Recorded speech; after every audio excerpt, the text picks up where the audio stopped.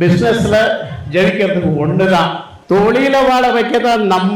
தொழில் நம்மளை வாழ வைக்கணும் கணக்கு போட்டு தொழில் பண்ணா நிச்சயம் நடக்காதுங்கிறது என்னுடைய கருத்து.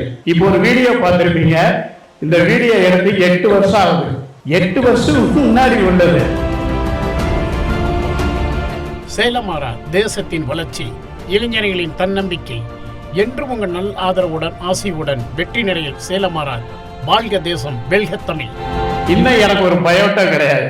ஏன் எனக்கு பயோட்டோ ரெடி பண்ணிக்கணும்னா, என்ன உலகம் தேடணும், என் வேலை என் தொழில்கிட்ட தான் போயிட்டு இருப்பேன்.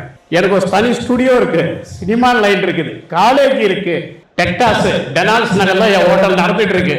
நான் போக முடியல. குவைத்துல முதல் தமிழ் கூட பதிவு பண்ணியிருக்கிறேன்.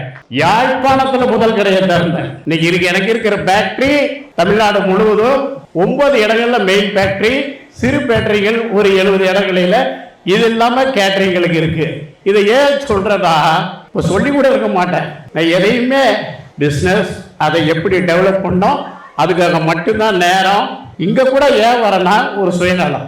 என்ன சுயநலனா, என்னை பத்தி யாராவது தெரியாதையும் உன்னை தெரிஞ்சுக்கணும். அந்த நேரத்தை உங்களுக்கு கொடுக்குறேன்.